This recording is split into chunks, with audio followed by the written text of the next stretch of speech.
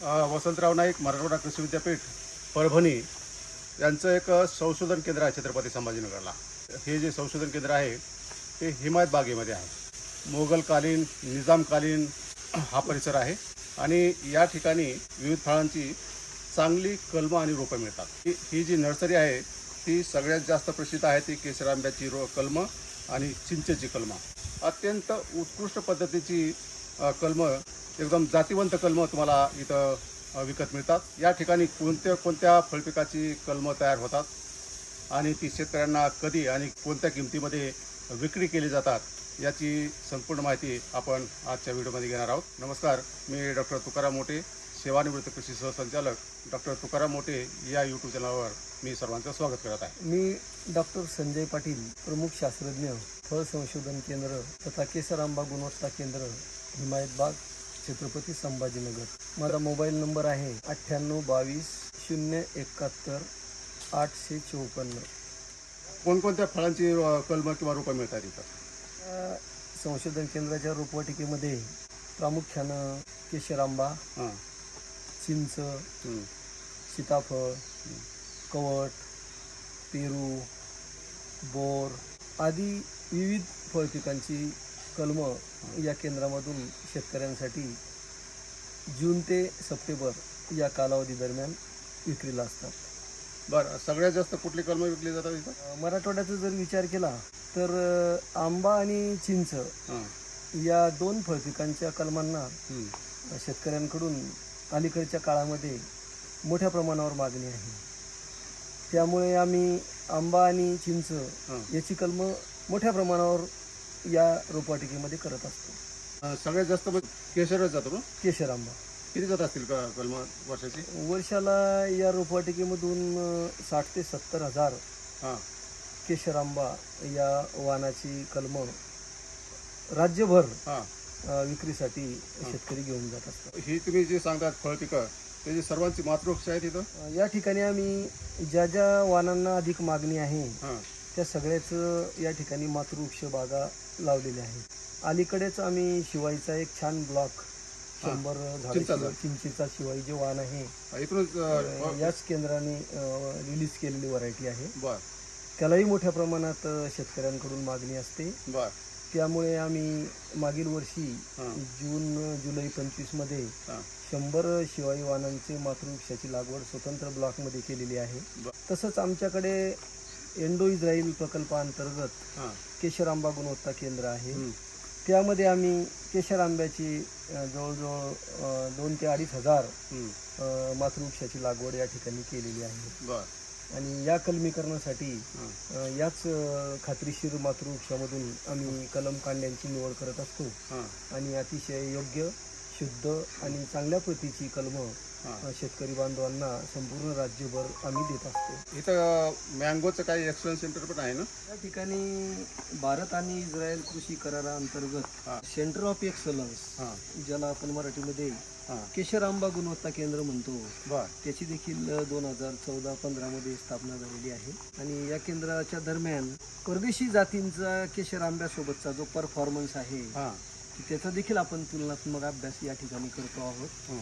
यासोबतच जुन्या आंबा बागांचं पुनरुज्जीवन करण्याचं जे काम आहे ते देखील या केशर आंबा गुणवत्ता केंद्रामध्ये होत असतं. आणि यासोबतच शेतकऱ्यांना खात्रीची केशर आंब्याची कलमं द्यावीत हा देखील एक प्रमुख उद्देश हा केंद्र स्थापनेमागे आहे. परदेशी तुम्ही उल्लेख केला परदेशी आंब्याचा, कोणकोणती परदेशी आंब्याची व्हरायटी तुमच्याकडे? आमच्याकडे परदेशी वाणांमध्ये जर प्रामुख्यानं सांगायचं म्हटलं तर कीट आहे, केंट आहे, टॉमी ॲटकिन्स आहे, लिली आहे, पामर आहे.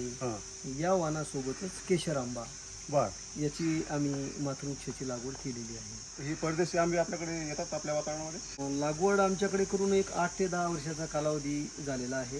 आणि या परदेशी वाणांना देखील चांगल्या प्रकारे फळं आपल्या मराठवाड्यामध्ये येतात. परंतु भारतीयांचं वैशिष्ट्य असं आहे की ते फळ जर गोड असेल तर ते अधिक चांगलं आहे असं समजतात. आणि परदेशी वाहनांच्या बाबतीत बोलायचं म्हटलं की ती थोडीशी कमी गोडीची असतात, आंबट गोड लागतं. आंबट गोड लागतात. आणि परदेशी लोकांना आंबट गोड फळं आणि कमी गोडीची फळं त्याला ते अधिक प्राधान्य देतात. बर त्यामुळे आपल्याकडे केशरच्या तुलनेमध्ये खरेदीचा जो त्याचा एक्झॉटिक व्हरायटीचा हे आहे तो कमी आहे. बर बर लोक केशर आंब्यालाच जास्त प्राधान्य देतात. आता तुम्ही एक नवीन ही प्लॅटफॉर्मची सिस्टीम केली, फार मला चांगलं वाटलं. त्याच्यामध्ये तुम्ही आधी का आपण जमिनीवरच पिशव्या ठेवायचो, पण तुम्ही आता प्लॅटफॉर्म केलेल्यामुळं सॉइल बॉर्न डिसीजेस जे आहेत ते कमी होतील त्याच्यामध्ये. आणि दुसरा निचरा पण पाण्याचा लवकर होईल त्याच्यामध्ये. आणि नवीन तुमची इरिगेशन सिस्टीम दिसते, तर कोणतं काय ते म्हणजे ॲरो ड्रिपर आहे. या ॲरो ड्रिपरचा फायदा असा होतो की या रोपांच्या मुळाला डायरेक्ट खत आणि पाणी दिलं जातं. बर बर बर. कारण अलीकडच्या काळामध्ये आपण बघतो की पाण्याचं शॉर्टेज सर्वदूरच आहे. आणि इस्रायलचं तंत्र असं सांगतं की पाण्याचा थेंब वापर जपून आपण केला पाहिजे. त्यामुळे आम्ही भारत आणि इस्रायलच्या कृषी सहकार्य कराराअंतर्गत हे जे ॲरो आहे हे डायरेक्ट आपण झाडाच्या मुळाजवळ दिलेले आहे. दुसरी गोष्ट अशी आहे की या बॅगांचा जमिनीशी संपर्क येत नसल्यामुळे जे जमिनीमधून येणारे जे काही बुरशीजन्य रोग असतील त्याचा जो प्रत्यक्ष संपर्क आहे तो आपल्याला या स्टेजमध्ये जे आपण केलाय बेंच याच्यामध्ये तो टाळता येतो. बरोबर. आणि कलमाची जी हेल्दीनेस आहे, रोगाचं जे प्रमाण आहे ते सुद्धा याच्यामध्ये कमी होतं. शेतकरी बंधूंनो, मला एक मी कलम दाखवतो बघा, किती एकदम टवटवीत आणि जातीवंत असं कलम आहे. आता बघा इथं कलम केलेलं ते तुम्हाला थोडी जखम दिसते, आता भरलेली जखम ही कोणती ग्राफ्टिंग मध्ये याला सॉफ्टवूड ग्राफ्टिंग, सॉफ्टवूड ग्राफ्टिंग म्हणतात. आणि आता हे किती महिन्याचं हे करू? हे कलम आता 1 वर्ष वयाचं आहे. 1 वर्ष म्हणजे आता तुम्ही विक्री योग्य कलम किती ह्याला म्हणता, किती महिन्याला? 1 ते 1.5 वर्ष वयाचं कलम लागवडीसाठी अतिशय योग्य असतं. कारण या कलमांमध्ये जो जारवा आहे मुळांचा तो भरपूर असतो. पांढऱ्या आणि तंतुमय मुळांची संख्या अधिक असते. बऱ्याच वेळेस शेतकरी बांधव उंच कलमाचा लागवडीसाठी आग्रह धरतात, पण तो चुकीचा आहे. त्यामध्ये रोपं मरण्याचं प्रमाण अधिक असतं, कारण त्याला जारवा कमी असतो. रूट सिस्टीम डेव्हलप होत नाही, रूट सिस्टीम व्यवस्थित डेव्हलप होत नाही. डेव्हलप जरी झाली असती तर तो जारवा आहे तो कमी असतो. यामध्ये जारवा अधिक असल्यामुळे हे कलम लावल्याबरोबर शेट होतं. यामध्ये मरतुकीचं प्रमाण कमी असतं. आणि जून जुलै मध्ये जर आपण लागवड केली 1-2 पाऊस झाल्यानंतर तर ही कलम जोमाने वाढतात. त्या कलमाच्या तुलनेमध्ये ही कलम लागवडीसाठी कधीही फायदेशीर आहे. म्हणून फळ पिकामध्ये लागवड करत असताना जास्त उंचीचा कलमाचा आग्रह शेतकऱ्यांनी न धरता लागवडीसाठी 1 ते 1.5 वर्ष वयाचं कलम निवडावं. आणि आता याच्या किमती कशा असतात त्याच्या? याच्या शासकीय ज्या किमती आहे त्या राज्यातील 4 कृषी विद्यापीठाच्या समितीनं ठरवलेल्या असतात. या केशर वाहनाची जर आपण किंमत बघितली तर 90 रुपये प्रति कलम आपण विक्री करतो. हा शासकीय दर आहे. आणि चिंचेची कलम आपल्याला 80 रुपयाला एक या ठिकाणी मिळते. आहे का इथं कलम?